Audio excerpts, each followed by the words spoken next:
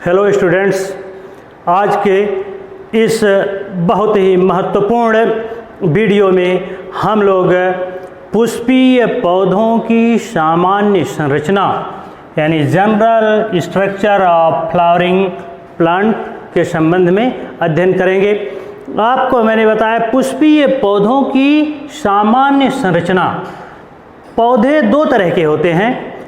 पौधों में पुष्प लगने और न लगने के आधार पर पौधे दो तरह के होते हैं। ऐसे पौधे जिसमें पुष्प नहीं लगते हैं उनको क्रिप्टोगैम्स कहा जाता है।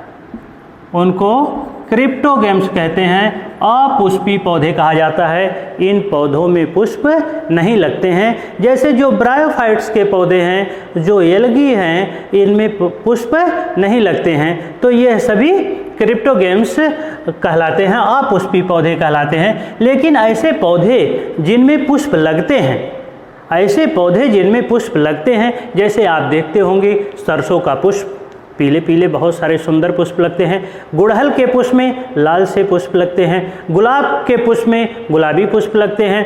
ऐसे बहुत सारे पौधे आम, नीम, महुआ, पीपल, पाकड़ में जो जितने भी पौधों में पुष्प लगते हैं, ऐसे पौधों को पुष्पी पौधे कहा जाता है। फेनरोगैम्स कहते हैं।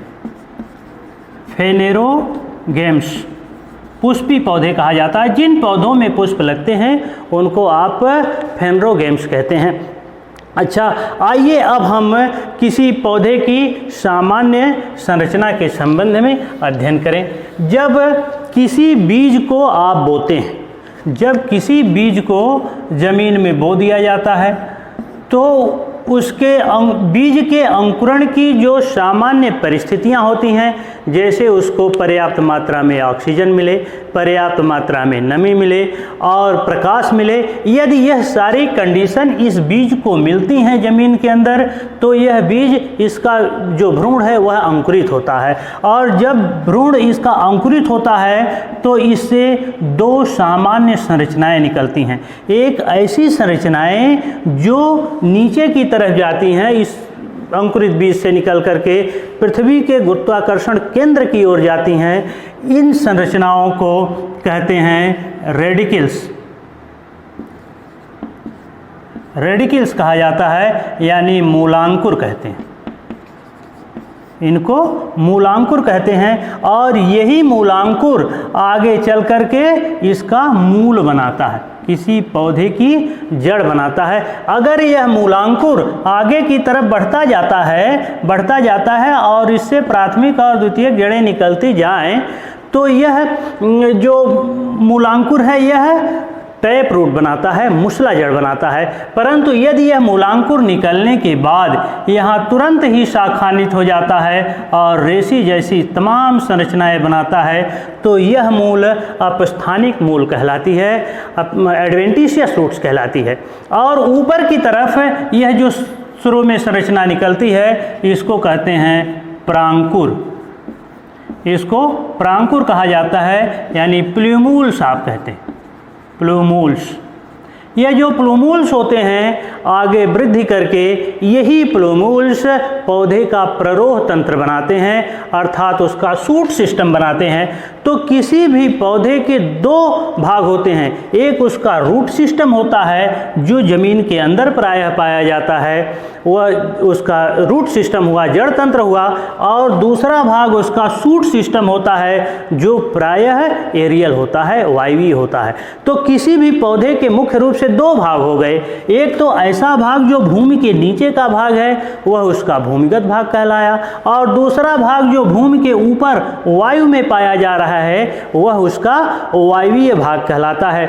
और जैसे आप इस पौधे में देखें, जब ये इसका बीज अंकुरित हुआ होगा तो इससे जो इस रेडिकल्स निकले थे, ये जो मूलांकुर निकले थे, ये इसके जड़ तंत्र को बनाए, यह जड़ बनाए और यही जड़ें आगे चल कर के इसका रूट सिस्टम बनाई। और जो इससे प्रांकुर निकला था, यह प्रांकुर ही इसका जा कर के प्ररोह तंत्र बनाया। और किसी भी पौधे के प्ररोह तंत्र में उसकी पत्तियां होती हैं, शाखाएं होती हैं, उस पौधे पर बहुत से सुंदर सुंदर पुष्प लगते हैं और वह जो पुष्प होता है यह पौधे का जनन अंग होता है। बाकी जितने भी इसके अंग हैं जो प्ररोह तंत्र में, चाहे उसका तना हो, शाखाएं हो, पत्तियां हो, यह इसके कायिक अंग कहलाते हैं। लेकिन पौधे का जो पुष्प है यह इसका जनन अंग कहलाता है।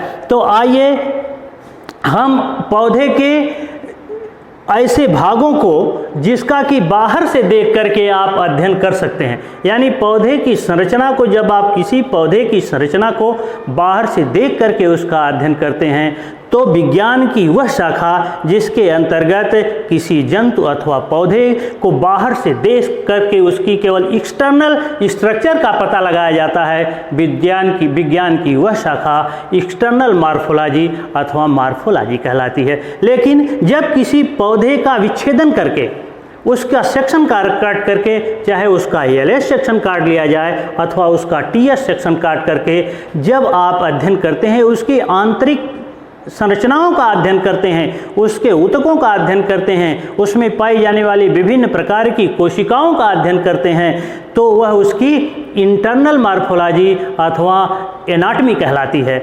तो जब किसी पौधे का बाहर से आप अध्ययन करते हैं तो वह उसकी मॉर्फोलॉजी, और जब उसके आंतरिक अंगों का अध्ययन करते हैं तो उसकी एनाटॉमी कहलाती है। मैंने अभी आपको बताया कि पौधे में का जो भाग भूमि के नीचे पाया जाता है वह उसका भूमिगत भाग कहलाता है, जो भूमि के ऊपर वाला भाग है वह उसका वायवीय भाग कहलाता है।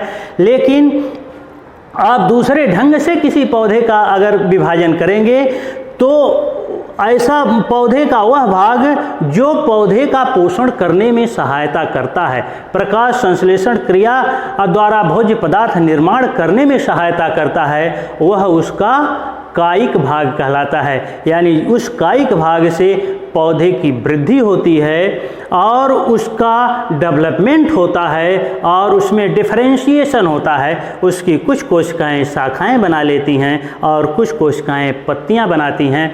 तो पौधे का मुख्य भाग एक हो गया पौधे का कायिक अंग का, और कायिक अंग में आप जानते हैं काय माने होता है शरीर, काय माने बॉडी, शरीर, और किसी पौधे का जो कायिक अंग होता है उसमें उसका प्ररोह होता है, उसकी शाखाएं होती हैं, उसमें पत्तियां लगती हैं और इन शाखाओं के कक्ष से इसमें कलिकाएं निकलती हैं, इनकी शाखाओं के कक्ष से कलिकाएं निकलती हैं। लेकिन जो दूसरा भाग है पौधे का, जो पौधे कि इस जाति के किसी पौधे की जाति की निरंतरता वातावरण में बनाए रखता है, अर्थात उसके वंश की वृद्धि करने में सहायता करता है, वह इसका जनन अंग कहलाता है। तो पौधे के दो भाग हो गए, एक कायिक अंग उसका जो उसकी वृद्धि करेगा, विकास करेगा और उसमें डिफरेंशिएशन में सहायता करता है, और दूसरा भाग जो पौधे की वंश वृद्धि करेगा, उस जाति के सदस्यों की संख्या प्रकृति में बढ़ाएगा, वह उसका जनन अंग कहलाता है। आइए हम लोग सर्वप्रथम किसी पौधे के कायिक अंग, जैसा कि इस पुष्प पौधे में हमने आपको बताया ये इसका तना है, ये इसकी शाखाएं हैं, इस शाखाओं पर बहुत सारी पत्तियां लगी हुई हैं, तो यह इसका कायिक अंग है। कायिक अंग में देखिए कौन कौन से भाग आते हैं। कायिक अंग में पौधे की जड़ें आती हैं। कायिक अंग का मुख्य भाग है रूट, मूल, जिसको मूल कहिए अथवा आप उसी को रूट कहते हैं या उसी को आप जड़ कहते हैं। जड़ें हमने बताया है जब बीज अंकुरित होता है तो उसके मूलांकुर से विकसित होती हैं, जड़ें मूलांकुर से विकसित होती हैं, और यह जो जड़ें होती हैं यह दो तरह की होती हैं, टैप रूट यानी मूसला जड़ और अपस्थानिक जड़ें। चाहे कोई भी जड़ हो, मूसला जड़ हो अथवा अपस्थानिक जड़ हो, इन जड़ों का मुख्य कार्य है पौधे को स्थिरता प्रदान करना, भूमि में स्थिरता प्रदान करना, और दूसरा कार्य है भूमि से खनिज एवं जल का अवशोषण करना, जल के साथ घुलित खनिज लवण का अवशोषण करना, यह जड़ों का मुख्य कार्य है। लेकिन कुछ पौधों में जड़ें फूल करके मांसल हो जाती हैं और उनका खाने में भी उपयोग किया जाता है। तो इसका मुख्य भाग हो गया मूल। और एक चीज़ और बताएं, मूल से तो यह इसमें पर्व और पर्व संधियाँ नहीं पाई जाती हैं। तने में पर्व और पर्व संधियाँ पाई जाती हैं जहाँ से उसकी शाखाएं और पत्तियाँ लगी रहती हैं, लेकिन पत्तियों इन जड़ों में पर्व तथा पर्व संधियाँ नहीं पाई जाती हैं। तो जड़ों की मुख्य विशेषता क्या हो गई, या जड़ों के में जड़ें जो हैं वह मूलांकुर से विकसित होती हैं, और इसकी मुख्य विशेषता हो गई, मुख्य कार्य हो गया कि पौधे को स्थिरता प्रदान करना और नीचे से भूमि से जल एवं जल में घुलित खनिज लवणों का अवशोषण करना, यह जड़ों का मुख्य कार्य हो गया। और एक जड़ का लक्षण आप बताएं, किसी भी पौधे की जड़ हो, चाहे किसी भी पौधे की जड़ हो, वह सदैव पृथ्वी के गुरुत्वाकर्षण केंद्र की ओर बढ़ती है, अर्थात उसमें गुरुत्वानुवर्ती गति होती है। और जड़ का सबसे टिप जो भाग होता है, शीर्षस्थ भाग होता है जड़ का, वहाँ एक टोपी जैसी संरचना पाई जाती है जिसको मूल गोप कहा जाता है, यानी रूट कैप कहा जाता है। इसका दूसरा भाग होता है कायिक तंत्र का, किसी भी पौधे के कायिक अंग का दूसरा भाग होता है उसका प्ररोह, उसका शूट कहलाता है।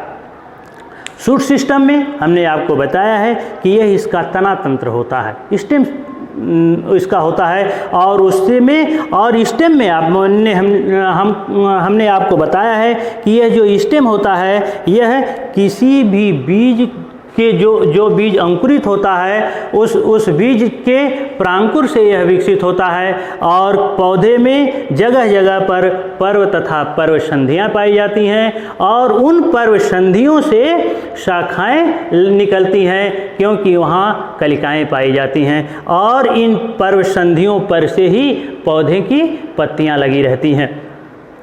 तो जड़ और तने में अंतर हो गया कि जड़ में पर्व तथा पर्व संधियाँ नहीं पाई जाती हैं, परंतु तने में पर्व और पर्व संधियाँ पाई जाती हैं। आप यह देख रहे हैं कि यहाँ इसकी एक शाखा निकली हुई है, दूसरी शाखा यहाँ निकली हुई है, और जहाँ जहाँ शाखाएँ निकली हुई हैं वहाँ पर नोट्स पाई जाती हैं, पर्व संधियाँ पाई जाती हैं, और दो पर्व संधियों के बीच का जो भाग होता है उसी को इंटरनोड अथवा पर्व कहा जाता है।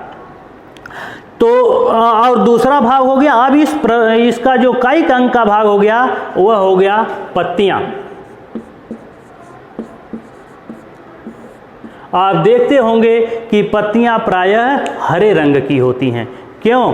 क्योंकि इन पत्तियों में एक हरा रंग का रंगा पदार्थ पाया जाता है जिसको क्लोरोप्लास्ट कहा जाता है, और इसी क्लोरोप्लास्ट में क्लोरोफिल होते हैं जो प्रकाश संश्लेषण क्रिया में भोज्य पदार्थ का निर्माण करते हैं। और नीचे से जो जड़ों द्वारा जल एवं खनिज लवण अवशोषित होता है, तो जो जल अवशोषित होता है वह, और पौधे वायुमंडल से कार्बन डाइऑक्साइड और रंध्रों द्वारा लेकर के और प्रकाश संश्लेषण क्रिया द्वारा भोज्य पदार्थ का निर्माण करते हैं, और वह भोज्य पदार्थ जो कार्बोहाइड्रेट के रूप में पौधे में बनता है उससे पौधे के शरीर का पोषण होता है, टूटे फूटे अंगों की मरम्मत होती है, उसका वृद्धि और विकास होता है, और यह कार्बोहाइड्रेट विभिन्न रूपों में पौधों के जड़, तना, पत्ती, फल, फूल, बीज इत्यादि में संचित रहता है, जिसको सभी जीवधारी प्रत्यक्ष अथवा अप्रत्यक्ष रूप से भोजन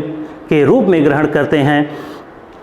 तो पौधे जो है यह प्रकाश संश्लेषण क्रिया द्वारा भोज्य पदार्थ का निर्माण करते हैं, इसलिए यह स्वपोषी कहलाते हैं। और हरे पौधे स्वपोषी होते हैं, परंतु ऐसे जीव, ऐसे जंतु जो भोज्य पदार्थ का निर्माण नहीं कर सकते प्रकाश संश्लेषण क्रिया में, केवल भोजन को ग्रहण करने का कार्य करते हैं, उपभोक्ता के रूप में कार्य करते हैं, उन्हें हेटेरोट्रॉफ्स अथवा परपोषी कहा जाता है। अब परपोषियों की बहुत सारी कैटेगरी है जिसका मैं वर्णन अगले चैप्टर में करूंगा। जैसे थोड़ा सा यहाँ बता दूं, परपोषियों में शाकाहारी होते हैं जो पौधे से डायरेक्ट भोजन ग्रहण करते हैं, प्रत्यक्ष रूप से भोजन ग्रहण करते हैं। दूसरे होते हैं मांसाहारी जो किसी जीव के शरीर से अपना पोषण करते हैं, अर्थात मांस को खाते हैं। परंतु तीसरे ऐसे होते हैं जो सर्वाहारी होते हैं, जब जंतुओं से भी अपने शरीर का पोषण करते हैं और पौधों के शरीर से भी अपना पोषण करते हैं, जैसे मनुष्य एक सर्वाहारी जंतु है। इसके बाद आइए इसके जो जनन अंग हैं, किसी पौधे के एकाएक अंगों के बारे में हमने बताया, लेकिन जो पौधे के जनन अंग होते हैं यह मुख्य रूप से पुष्प होते हैं। पुष्प पौधे का मुख्य जनन अंग होता है। अब एक पुष्प की संरचना अगर आप बनाएं, जैसे गुड़हल के पुष्प में आप देखिए, गुड़हल का जो पुष्प होता है इसमें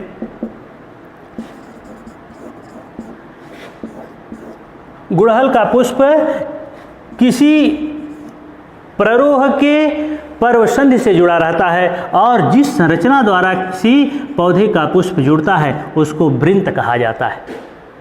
और जिन पुष्पों में यह वृंत पाए जाते हैं ऐसे पुष्पों को सवृंती पुष्प कहा जाता है। परंतु कुछ ऐसे भी पौधों के में लगने वाले पुष्प हैं जिसमें यह वृंत नहीं पाए जाते हैं, ऐसे पुष्पों को अवृंती पुष्प कहा जाता है। और यह जो पौधा पुष्प है, किसी भी पूर्ण पुष्प में, कंप्लीट फ्लावर में मुख्य रूप से 4 भाग होते हैं।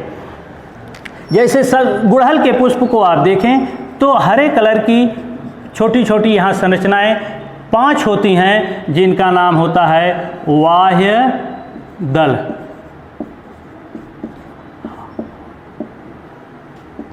बाह्य दलों के समूह को बाह्य दल पुंज कहा जाता है।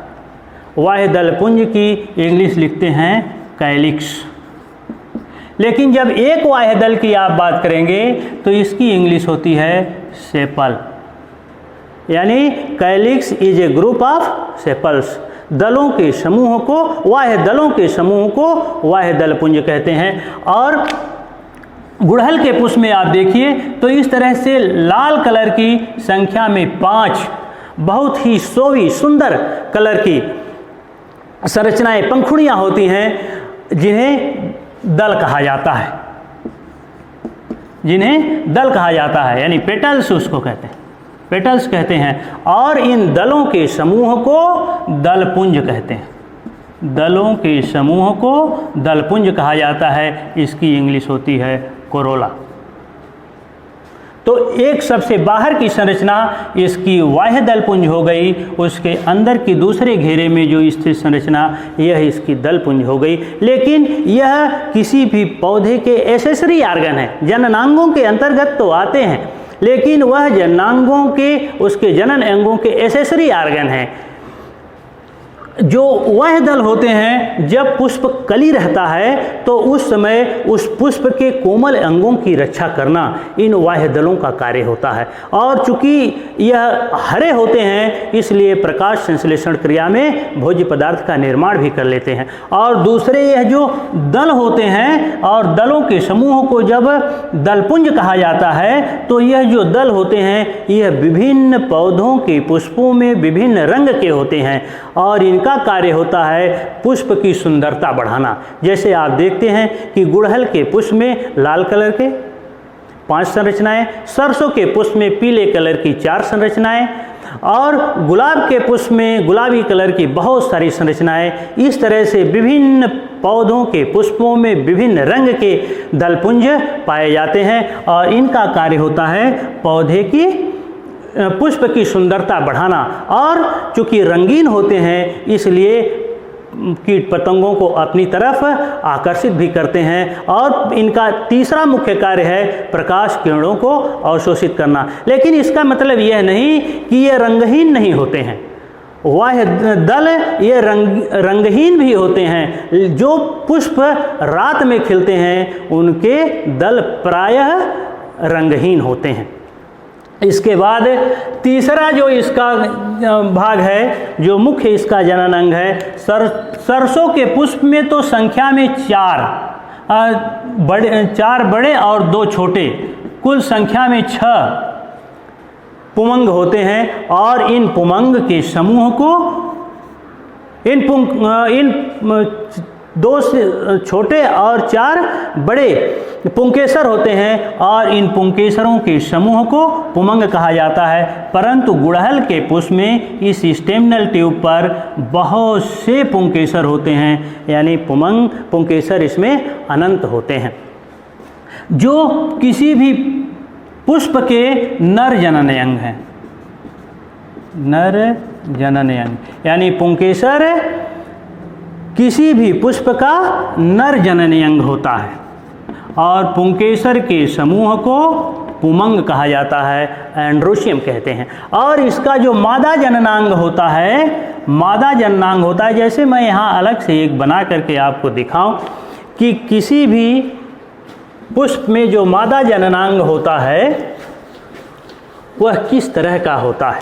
जैसे सरसों के पुष्प का आप लें, सरसों के पुष्प में मादा जननांग ये बोतल जैसी एक संरचना होती है इसे, और यह पुष्पासन पर से खिलती है, तो यह इसका मादा जननांग है जिसको आप जायांग कहते हैं। और इस जायांग बहुत से स्त्री केसर का एक समूह होता है और एक स्त्री केसर में सबसे ऊपर की यह जो संरचना होती है, जो इसका शिखर भाग होता है, यह इसका वर्तिकाग्र कहलाता है। वर्तिकाग्र स्टिग्मा। और उसके नीचे की यह जो नली जैसी संरचना होती है इसको कहते हैं स्टाइल, वर्तिका, यानी वर्तिका के शिखर भाग को वर्तिकाग्र कहा जाता है। लेकिन नीचे का यह जो इसका फूला हुआ भाग है यही कहलाता है इसका ओवरी, यानी अंडाशय कहलाता है। तो किसी भी स्त्री केसर के मुख्य रूप से 3 भाग हो गए। सबसे नीचे का उसका फूला हुआ भाग अंडाशय, उसके ऊपर का नली जैसा भाग वर्तिका और वर्तिका का शिखर भाग वर्तिकाग्र। यह जो ओवरी होती है इसी में बीजांड विकसित होते हैं। यानी अंडाशय में बीजांड विकसित होते हैं और निषेचन के बाद यही बीजांड बीज में परिवर्तित हो जाते हैं। निषेचन के बाद यानी फर्टिलाइजेशन के बाद पौधे में के पुष्प में बहुत सारा परिवर्तन होता है। उसके पहले, निषेचन के पहले परागण की क्रिया होती है। जैसे सरसों के पुष्प में हमने अभी आपको बताया है कि कुल 6 पुंकेसर होते हैं, बाहरी 2 छोटे होते हैं और भीतरी 4 बड़े होते हैं। इस पुंकेसर के परागकोश में परागकणों का निर्माण होता है और परागकोश से निकल करके परागकणों का वर्तिकाग्र पर पहुंचना ही परागण कहलाता है। अगर उसी पुष्प के परागकोश से निकल करके उसी पुष्प के वर्तिकाग्र पर पहुंचते हैं तो यह क्रिया स्वपरागण कहलाती है। परंतु यदि किसी दूसरे पौधे के, उसी जाति के दूसरे पौधे के पुष्प से परागकण दूसरे पौधे के वर्तिकाग्र पर पहुंचते हैं तो यह क्रिया परपरागण कहलाती है, क्रॉस पॉलिनेशन कहलाती है। और परागण के बाद जब परागकण इसके वर्तिकाग्र पर पहुंच जाता है तो वहाँ उपस्थित सक्रिय पदार्थ का अवशोषण करके यह फूलता है और इसका अंकुरण होता है, परागकणों का अंकुरण होता है और यह जर्मिनल ट्यूब यह बीजांड तक पहुंचती है और इसमें नर गैमेटोफाइट होते हैं और यह नर गैमेटोफाइट इस बीजांड के अंड कोशिका से संयुग्मित हो जाते हैं। यही क्रिया सत्य निषेचन की कहलाती है। यानी निषेचन के बाद इस पुष्प में बहुत सारे परिवर्तन होते हैं। जैसे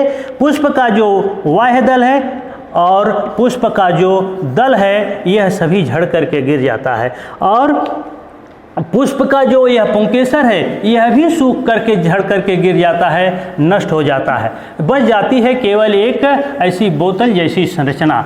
फिर कुछ समय के बाद इसकी यह वर्तिकाग्र और वर्तिका भी सूख जाती है। वर्तिकाग्र और वर्तिका भी सूख जाती है। अब अंडाशय में जो महत्वपूर्ण परिवर्तन होता है वह 2 तरह का हो सकता है।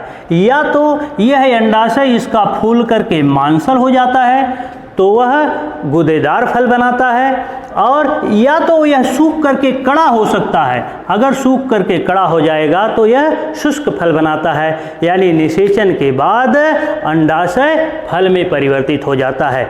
उसके बाह्य दलपुंज और पुमंग झड़ करके गिर जाते हैं, और यह जो इसका बीजांड है, यह बीज में परिवर्तित हो जाता है। जो अंडाशय की भित्तियाँ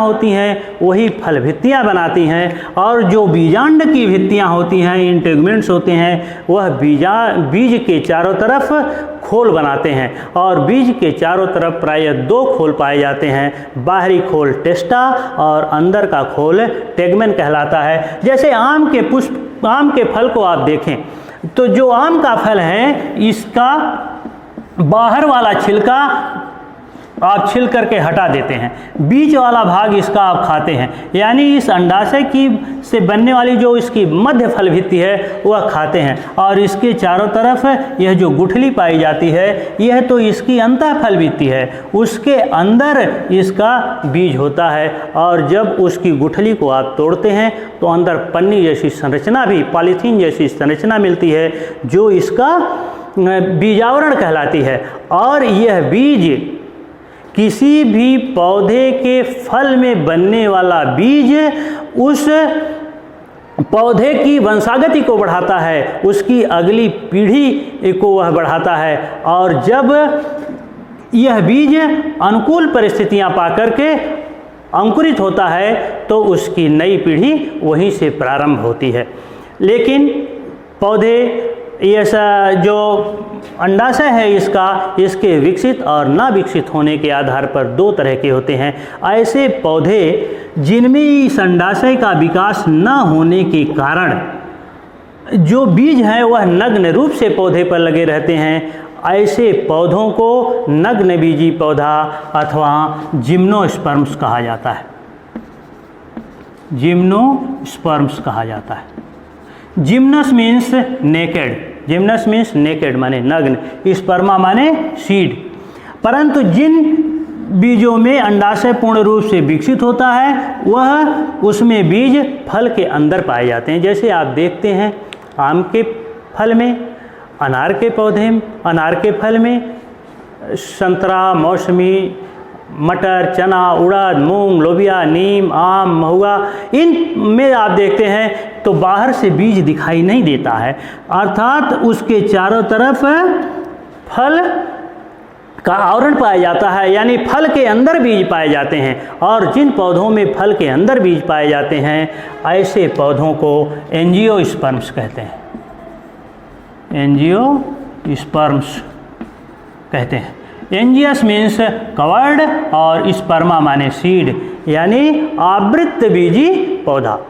तो मैं आपको इस चैप्टर में जो पुष्पीय पौधों की सामान्य संरचना नाम से जाना जाता है यह चैप्टर, इसमें हमने पौधों के विभिन्न भागों और उनके कार्यों को भी बताया। अब नेक्स्ट वीडियो में इससे भी महत्वपूर्ण वीडियो हम लेकर के आपके सामने आएंगे। और जो बच्चे मेरा यह वीडियो देख रहे हैं वह यदि अब तक मेरे YouTube चैनल जो लुमिनस बायो क्लासेज के नाम से चलता है, अगर उसको सब्सक्राइब न किए हों तो निश्चित रूप से सब्सक्राइब कर लें। उन्हें प्रतिदिन अच्छे से अच्छा वीडियो देखने को मिलेगा। कहना यह चाहूँगा कि subscribe my YouTube channel for more informational videos. Thank you.